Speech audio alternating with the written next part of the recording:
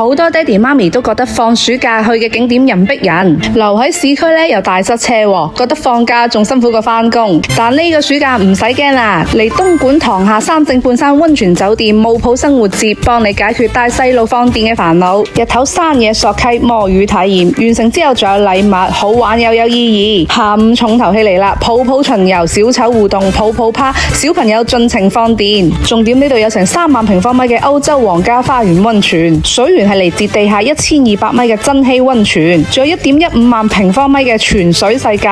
兒童精靈戲水池、水上城堡一應俱全，唔怪之得夠膽叫東莞第一泉啦。更驚喜嘅仲係呢度嘅豪華自助晚餐，應有盡有嘅海鮮、刺身、壽司，品質拍得住專業嘅日料店，仲有各式嘅熱菜、鐵板扒類，連互動感十足嘅撈起魚生、潮式滷水、避風塘炒蟹都有，仲可以一邊嘆美食一邊聽樂隊駐唱，視覺味覺雙重享受。食完飯之後仲有篝火晚會、星空草坪、音樂節，氣氛直接拉滿啊！我入住嘅客房簡約雅致，有精緻嘅小陽台，仲要對住個池景，景色超好啊！酒店仲配有專業嘅健身中心，就算嚟旅行都可以運動放鬆。啲細路就可以去2000平方米嘅歡樂星球，電玩機一應俱全。中意速度感嘅一定要試下卡丁車，卡丁車旁邊仲有專業嘅網球場同埋派克球場添。不想短途度假，揀三正半山肯定冇錯。